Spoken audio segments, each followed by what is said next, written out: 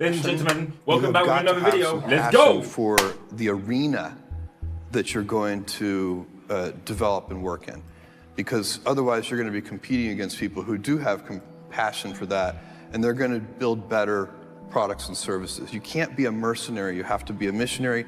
Missionaries build better products and services, they always win. The mercenaries are just trying to make money, and paradoxically, the missionaries always end up making more money. You have to pick something that you actually have a genuine passion for. You have to take risk. Risks. You have to be willing to take risk. If you aren't going to take risk, if you come up with a business idea, there's no risk there, you're probably, it's probably already being done. Those ideas are already being done. They're being done well by many, many people. So you've got to have something that might not work.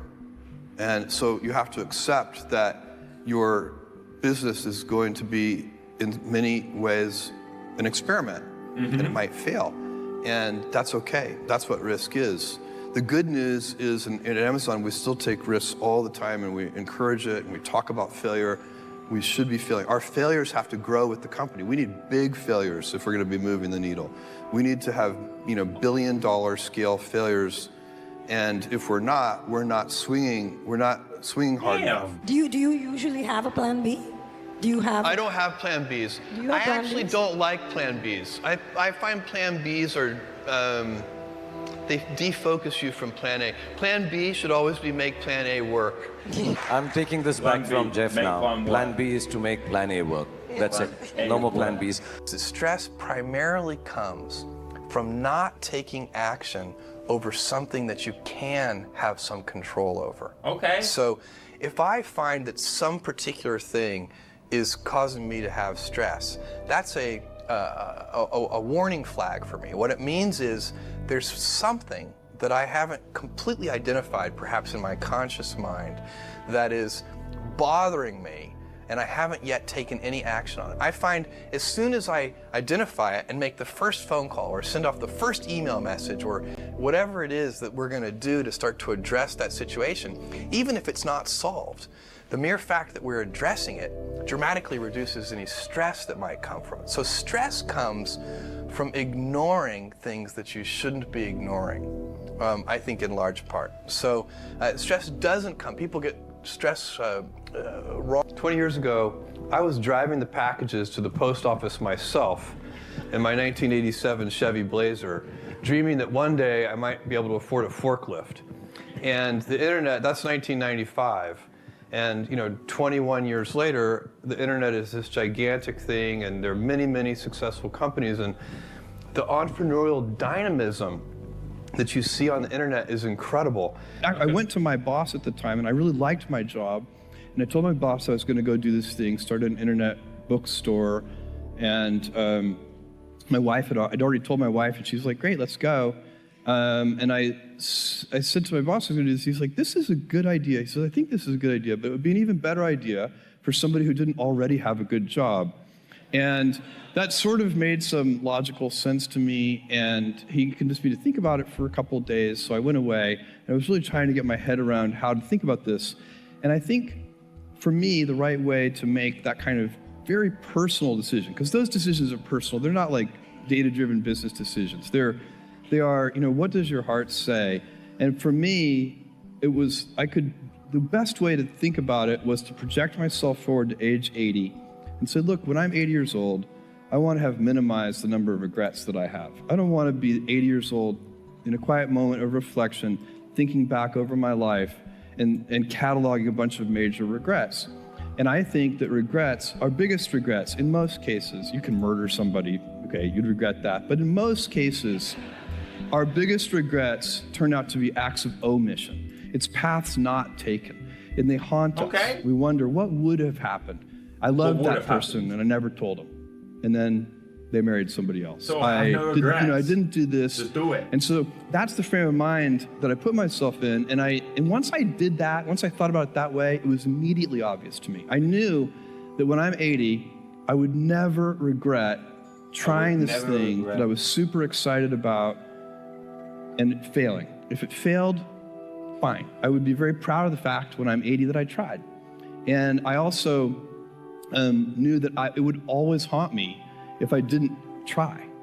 And so that would be a regret. It would be a 100% chance of a regret if I didn't try, and basically a 0% chance of regret if I tried and failed. So I think that's a useful metric for any important life decision. My view on work-life balance is that I prefer the phrase work-life harmony. Okay. To me, balance implies a strict trade-off. If you're happy at work, if you're finding meaning in your work, if you are, it can be hard. They call it work for a reason. It's not going to be fun all the time. That's a pipe dream. None of us enjoys every minute of every day. And to have that kind of idea would just be naive.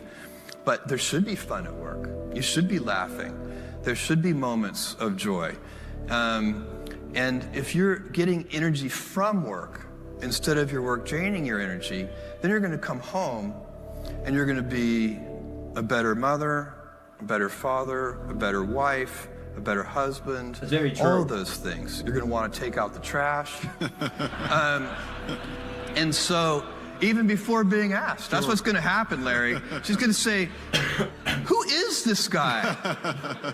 And so you really need to, I think if you're starting to get to the point where you are worried about work-life balance, I would challenge you to think, is just something out of whack. It's probably not the hours. Look, you can, if you're working 120 hours a week, you're also doing something wrong. That's too much. It's not sustainable. Maybe you can do that for a week or two, but that's it.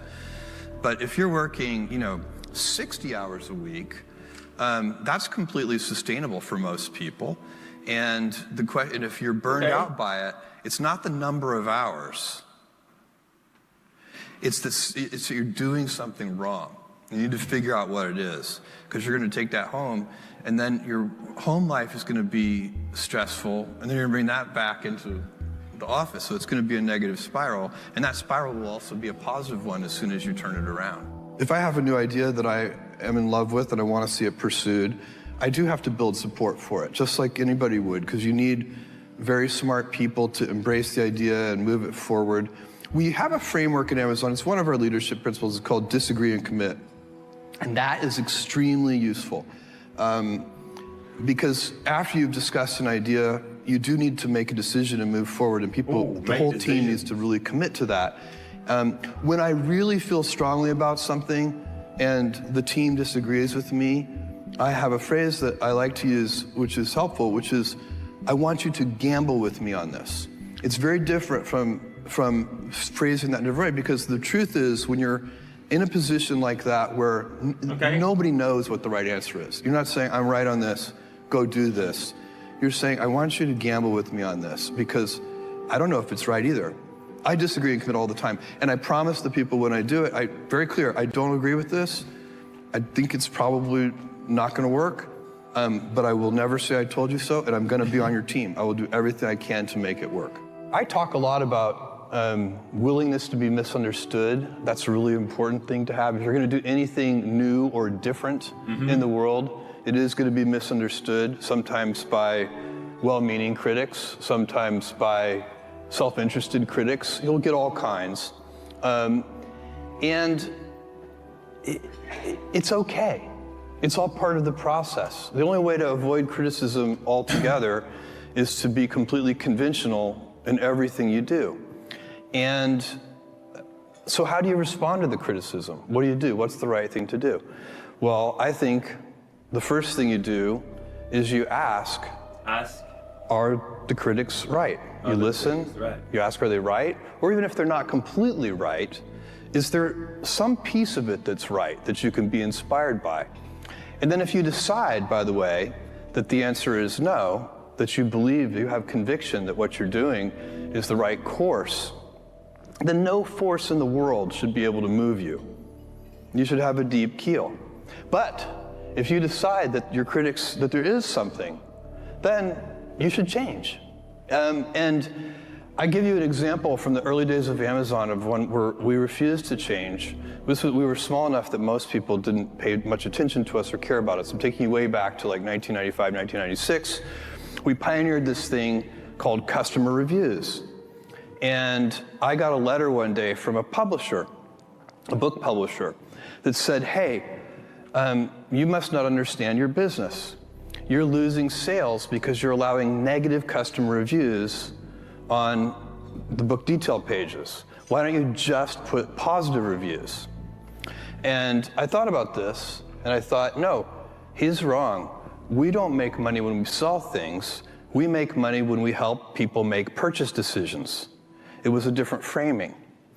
And so getting to today's news, we listened to our critics, and we decided the framing that we have been using all these years is competitive compensation. We look at what other job opportunities there are and what the competitive compensation levels are, and we offer competitive compensation and actually non-competitive, world-leading benefits packages, but just competitive compensation. And thanks for watching. I'll catch you in the next one. Like, subscribe for more, and I'll see you in the next one. Peace.